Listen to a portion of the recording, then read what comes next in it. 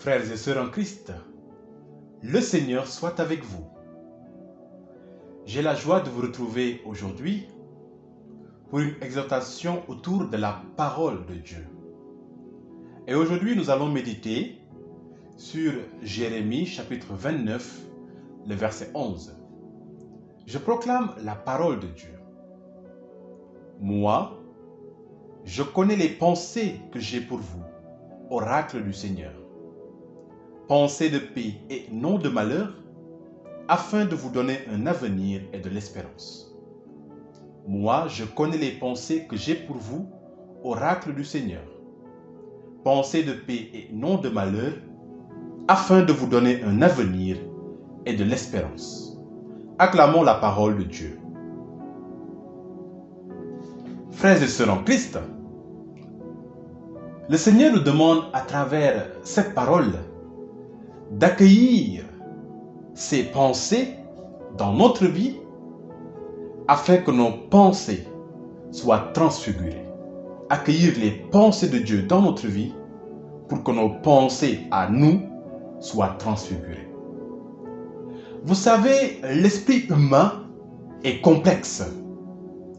C'est le terrain ou l'arène où se croisent, se succèdent et s'affrontent plusieurs natures de pensées tout au long de la vie humaine.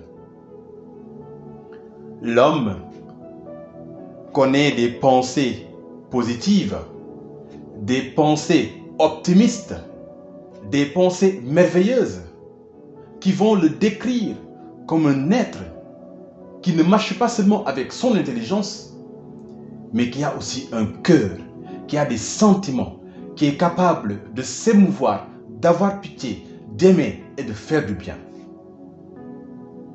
Luc de Vauvenargues écrivait ceci, je le cite: « Les grandes pensées viennent du cœur. » Parfois, on a des pensées tellement belles qu'on resplendit. On est regardé par les autres comme une bonne personne. Mais parfois aussi, l'homme connaît des pensées négatives, des pensées pessimistes, des pensées destructrices, des pensées dévalorisantes, des pensées qui sont fondées sur la jalousie, sur le jugement de l'autre, des pensées de méchanceté, des pensées de désespoir qui le conduisent dans la tristesse. De sorte, qu'en le voyant réagir ainsi, on se dit, mais cet homme n'a pas de cœur. Ce n'est pas une bonne personne. Il pense toujours du mal des autres. Paul Valéry écrivait, contrairement à Luc marquis de Vauvenargues, je le cite, « Les vilaines pensées viennent du cœur. » Ainsi, l'homme est partagé tout au long de sa vie entre les bonnes pensées et les pensées négatives.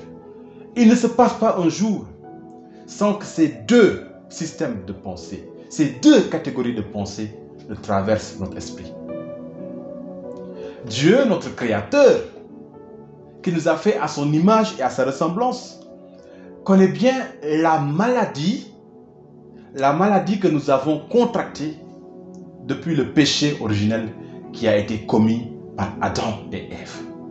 Et cette maladie frappe notre esprit et l'influence. Alors, il en témoigne lui-même au psaume 93, verset 11, où il est écrit « Dominus quid cogitationes hominum, quoniam vanessunt » Le Seigneur connaît les pensées de l'homme. Il sait qu'elles sont vaines. Dans d'autres traductions, vous verrez qu'il est écrit « Il sait qu'elles sont du vent ». Les pensées de l'homme sont vaines, car elles s'attachent souvent à des choses sans utilité et finissent par engendrer du vent. Dès la chute d'Adam et Ève, eh bien, le mal a commencé à remplir le cœur de l'homme. Le péché originel n'a pas détruit l'homme, mais il a créé une blessure profonde dans sa nature. Il a créé un désordre intérieur dans sa volonté, dans son intelligence, dans sa mémoire, dans son âme.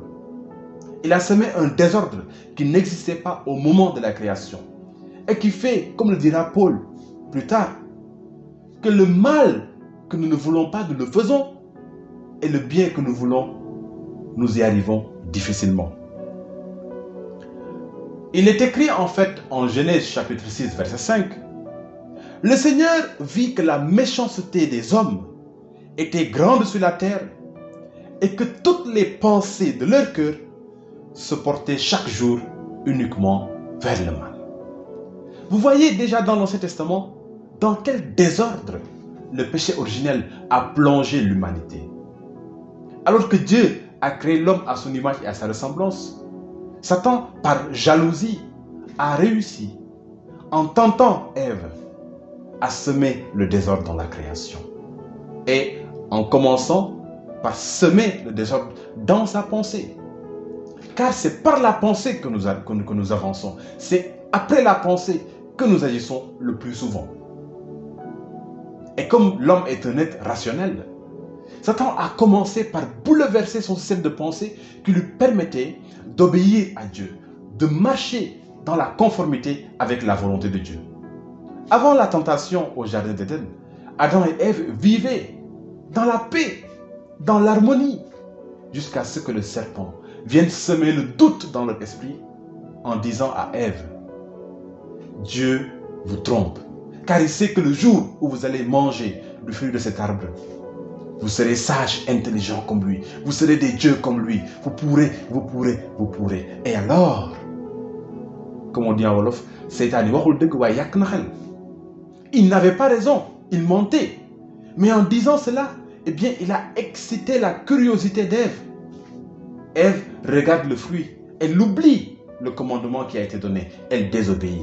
Donc c'est en modifiant ou bien en influençant notre esprit que Satan nous conduit au péché, que Satan nous conduit à la désobéissance, que Satan sème le désordre dans notre vie.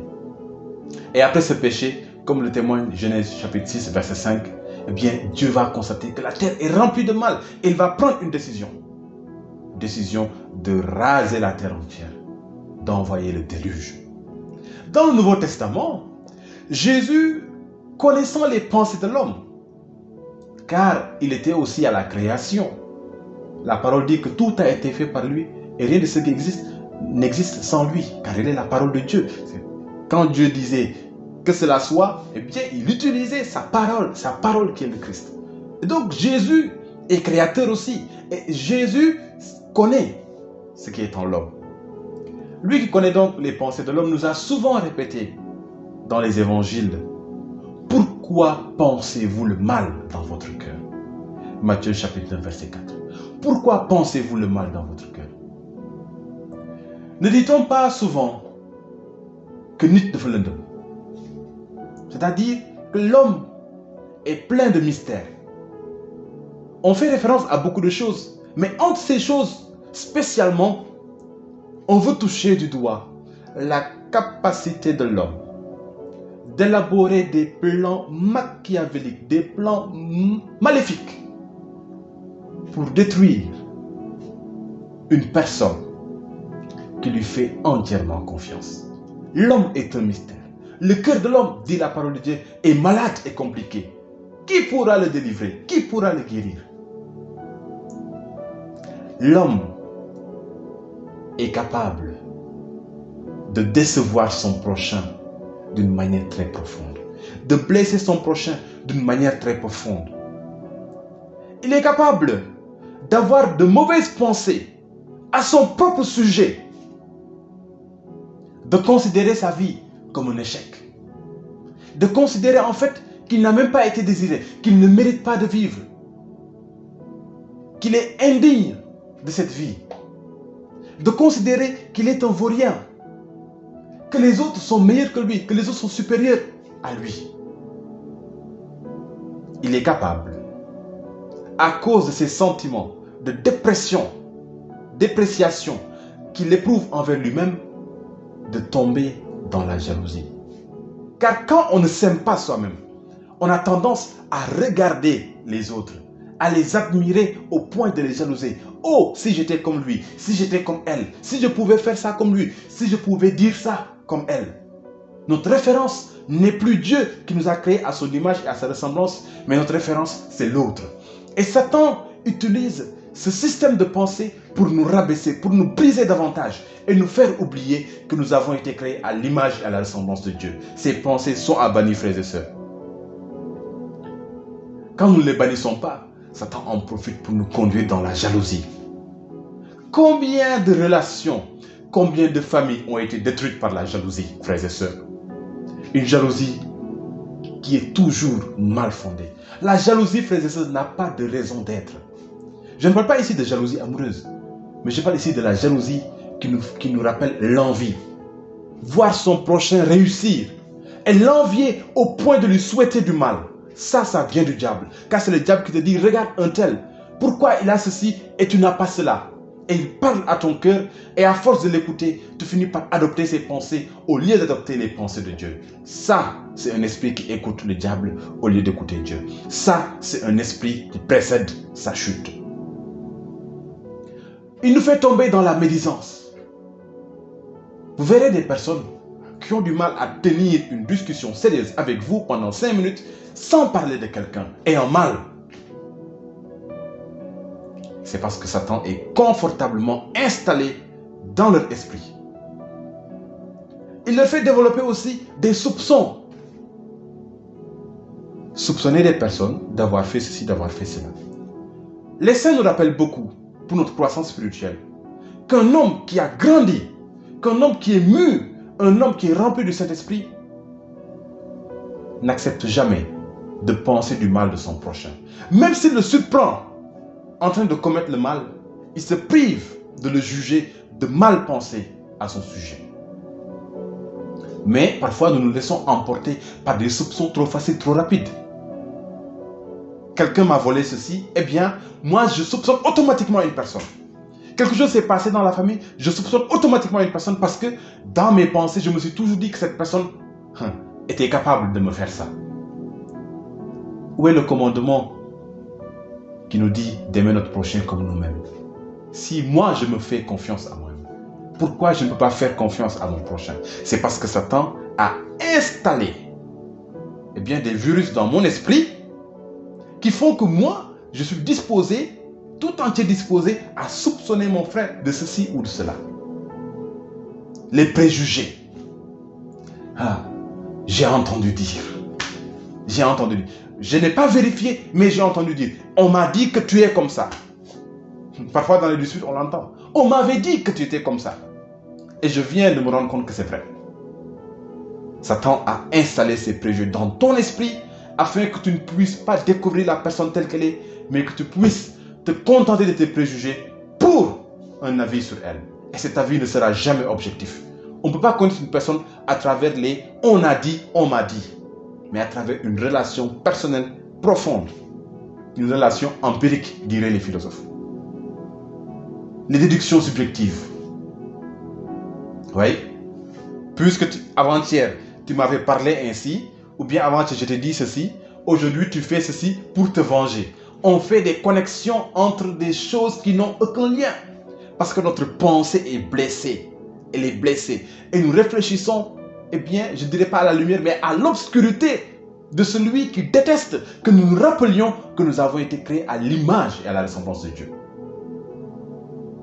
Frères et sœurs, lorsque nous avons cette manière de penser, lorsque nous écoutons les pensées du diable plutôt que les pensées de Dieu, lorsque nous laissons notre cœur se remplir des suggestions du malin, nous devenons des démons envers nous-mêmes et envers le prochain.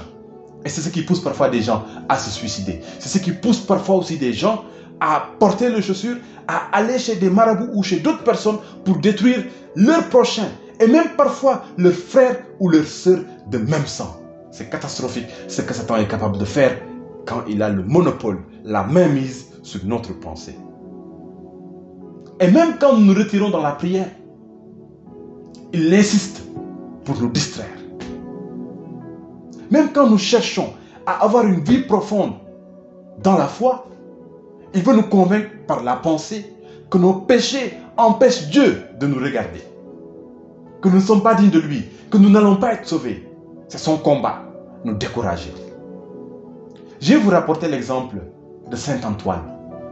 Saint Antoine l'ermite, qu'on appelle aussi Saint Antoine le Grand, qui s'était réfugié au désert pour rencontrer Dieu, pour vivre dans un cœur à cœur perpétuel avec Dieu. En parenthèse, saint Ambroise est souvent invoqué dans les cas de maladie de peau ou bien pour chasser le démon, c'est-à-dire dans les cas pratiques, les cas confirmés de possession. Donc il est invoqué pour libérer cette personne, pour chasser le démon afin qu'il ne revienne plus. Alors, je vais vous lire ce qui s'est produit dans la vie de ce saint. D'abord, il faut rappeler que le mot Antoine vient de deux mots. Ana, qui signifie au-dessus, et Athénéos, qui signifie celui qui regarde vers le ciel et qui méprise les choses de la terre. Alors, saint Antoine, frères et sœurs, dans le désert, se trouva accablé d'ennui, car le diable ne vous laissera jamais tranquille. Même si vous vous réfugiez dans le tabernacle, il viendra vous tenter là-bas. Lui qui a osé tenter Jésus, alors qu'il savait qu'il n'allait rien gagner, c'est pas vous qu'il va laisser. C'est pas vous qu'il va excuser, qu'il va pardonner. Il tente tout le monde. Alors saint Antoine dans son désert se trouva accablé d'ennui. Il disait: Seigneur, je veux être sauvé et mes pensées m'en empêchent. Il le répétait souvent: je veux être sauvé, mais vraiment mes pensées m'en empêchent. Après quoi il se leva, sortit et vit quelqu'un qui s'asseyait et travaillait, puis qui se levait et priait. Il s'asseyait et travaillait, se levait et priait. Il s'asseyait et travaillait, se levait et priait. Rien que ça. Or, c'était un ange du Seigneur qui lui dit: fais de même et tu seras sauvé. Un jour, les frères interrogèrent Antoine sur l'état des âmes. La nuit suivante, une voix l'appela et lui dit: lève-toi, sors et regarde. Et voilà qu'Antoine vit un homme très grand, affreux, qui touchait par sa tête aux nuages. Il étendait les mains pour empêcher quelques hommes qui avaient des ailes de voler vers le ciel. Il n'en pouvait retenir d'autres qui volaient sans difficulté, et le saint entendait des cantiques de joie mêlés à des cris de douleur. Il comprit que c'était l'ascension des âmes, parmi lesquelles certaines étaient empêchées par le diable, qui les retenait dans ses filets, et le diable gémissait de ne pouvoir entraver les autres saints dans leur envol spirituel. Frères et sœurs, il y a beaucoup de leçons à retenir de ce que nous venons d'entendre de la vie de saint Antoine. Saint Antoine a vu un ange travailler, ensuite se lever et prier. Chez les moines, c'est ce qu'on appelle ora et labora, c'est leur règle de vie. Prie et travail et prie et travail. Frères et sœurs, il nous faut occuper nos pensées par la prière et le travail pour les empêcher de divaguer dans les mauvaises directions, pour les empêcher de divaguer sur de mauvais sentiers, c'est-à-dire les sentiers du diable. Car si nos pensées sont sans emploi, si nos pensées sont libres d'aller où elles veulent, elles risquent de se soumettre à celui qui jamais ne dort, mais qui passe tout son temps à nous tendre des pièges afin de nous faire tomber. Je veux parler du diable. Il y a un proverbe qui dit que l'oisiveté est la mère de tous les vices. Ce proverbe est très vrai. Nous devons apprendre tous les jours à occuper davantage nos pensées par la prière et le travail. Par la prière et le travail. En travaillant, nous sanctifions la terre, nous la transformons. Et en priant, nous recevons la force du Seigneur, nous sommes en communion avec lui. Nous prions et nous travaillons pour nous connecter aux pensées de Dieu et les accueillir afin que notre propre vie, nos propres pensées soient transfigurées. Donc, par la prière, nous sommes en relation avec Dieu et par le travail, nous sommes en relation avec la terre. Nous retournons ainsi à la création originale et originelle. Frères et sœurs, cela est important. Et à côté de la prière et du travail, nous avons entendu dans l'histoire de saint Antoine qu'il avait vu des âmes qui s'élevaient et que Satan ne pouvait pas retenir car ces âmes chantaient des cantiques de joie. Frères et sœurs, la force de la louange est extraordinaire. Quand vous êtes assailli par le diable, quand vos pensées sont noires, quand il essaie de vous décourager, de vous mettre à terre à cause d'une épreuve, à cause d'un péché dans lequel vous êtes tombés, frères et sœurs, entonnez des cantiques de joie. Louez le Seigneur, mettez-vous à genoux, mettez-vous debout, dansez, louez le Seigneur. Après avoir demandé pardon, louez le Seigneur et vous allez voir. Satan ne peut pas supporter la louange, car l'âme qui loue est déjà en communion avec son Seigneur. Je te loue Seigneur, je t'exalte Seigneur, car tu m'as sauvé. La louange est un cri de joie, magnificat. Mon âme exalte le Seigneur, exulte mon esprit en Dieu mon sauveur. Quand tu loues, mon frère, ma soeur, ton esprit s'échappe de cette terre et va se réfugier dans les mains de Dieu. Satan ne peut pas avoir d'emprise sur ton esprit pendant que tu es en train de louer. Et c'est pourquoi, chaque fois qu'il essaie de piétiner ton esprit, de le dominer, déclenche une louange et il va s'enfuir. Déclenche une louange, mets-toi en prière, mets-toi au travail. N'accepte pas de laisser ton esprit divaguer, car s'il divague sans la présence du Seigneur, l'autre va s'en emparer pour le détruire. C'est pourquoi le Seigneur va dire, ne livrez pas les choses sacrées aux chants. Dans le langage biblique, les chants symbolisent les esprits impurs. Notre esprit humain est sacré. Et donc, le Seigneur nous dit de ne pas le livrer aux chants, c'est-à-dire de ne pas le livrer à Satan. Sinon, il va s'en emparer et se retourner contre nous pour nous déchirer. Frères et sœurs, nous devons rentrer dans la prière, dans l'adoration, dans la louange et travailler afin de connecter nos pensées au Seigneur pour transfigurer nos pensées, car les pensées de Dieu ont au moins 4 propriétés, 4 qualités que nous présentent les Saintes Écritures. D'abord, elles sont infiniment supérieures aux pensées de l'homme. Les pensées de Dieu sont infiniment supérieures aux pensées de l'homme. Il est écrit en effet en Isaïe 55, verset 9, « Autant les cieux sont élevés au-dessus de la terre, autant mes voix, dit le Seigneur, sont élevées au-dessus de vos voix et mes pensées au-dessus de vos pensées. » Qu'est-ce que cela signifie? Cela veut simplement dire que pendant que vous êtes en train de programmer, de projeter des choses, de vous dire, moi, je veux vivre d'abord ma vie, je veux réussir ma vie avant de penser au Seigneur. Moi, je veux travailler, je veux mettre la priorité sur ma propre vie avant de mettre la priorité sur les projets du Seigneur. Eh bien, on ne sait pas que le Seigneur a des projets infiniment plus grands que ce que notre esprit peut concevoir. Nos pensées, nos vues sont microscopiques par rapport à celles de Dieu. Alors, frères et sœurs, nous sommes invités à nous méfier de ces pensées qui nous limitent en fait, qui limitent le projet que Dieu a pour nous. Pas que le projet lui-même soit impuissant, mais que nous fermions la porte aux grandeurs auxquelles Dieu nous destine. Frères et sœurs, les pensées de Dieu sont infiniment supérieures aux nôtres. Deuxième propriété, elles sont infiniment profondes, insondables. Au Psaume 92, verset 6, il est écrit « Que tes pensées, Seigneur, sont profondes. » On ne peut pas finir de les comprendre. C'est pourquoi, frères et sœurs, nous ne devons pas passer toute notre vie à demeurer dans le souci. Le Seigneur nous l'a dit dans l'Évangile. Ne vous souciez pas de votre lendemain. Cela ne veut pas dire ne préparez pas votre lendemain, mais cela veut dire apprenez à vous abandonner avec confiance entre les mains du Seigneur quand vous avez fini de faire votre devoir. Car vous ne pouvez pas tout maîtriser, vous ne pouvez pas tout neutraliser. Il y a des gens, quand ils se lèvent le matin, ils veulent avoir le contrôle de toute la journée. Je vais faire ceci, après je vais faire cela, après je vais faire cela. On ne laisse aucune marge de manœuvre au Seigneur.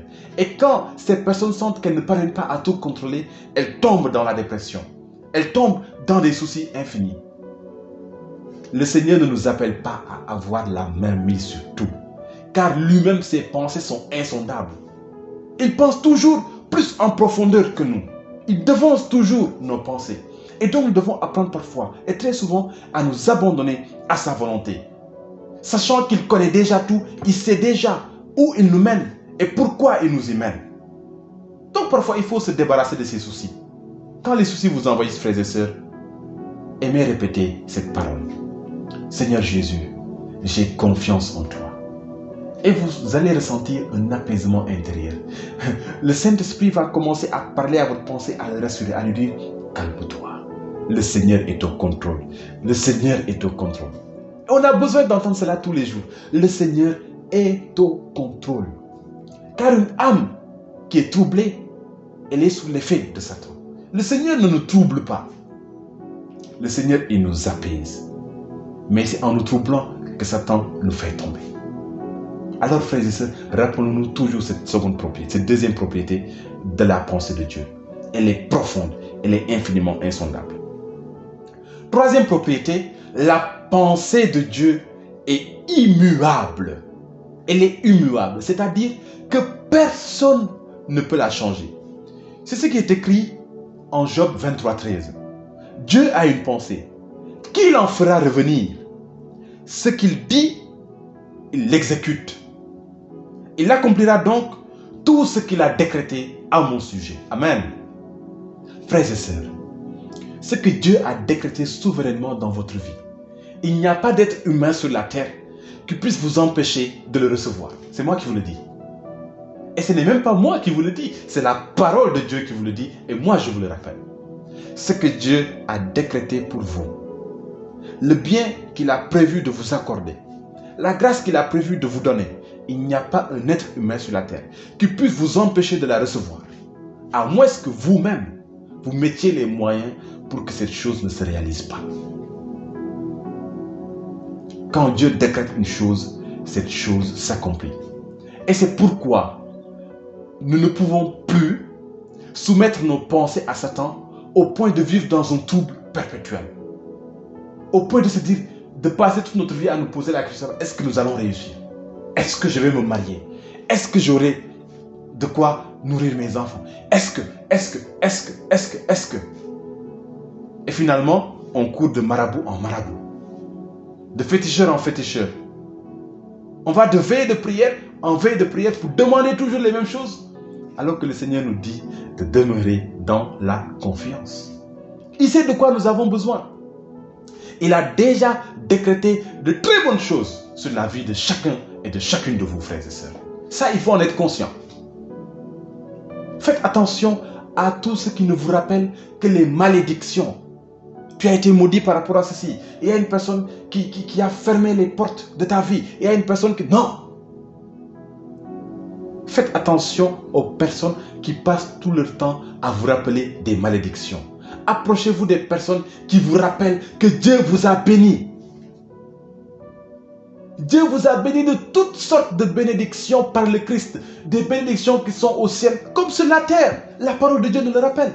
Nous sommes des êtres bénis. Nous sommes des êtres bénis. Mais il faut que nous fassions confiance à Dieu. Que nous nous abandonnions entre ses bras et que nous sachions que ce qu'il a prévu pour nous, personne ne pourra nous l'arracher. Ça arrivera en son temps. Mais en attendant, prions, travaillons, louons le Seigneur, soyons focus sur lui et ne nous laissons pas distraire par des paroles de malédiction, ça et là.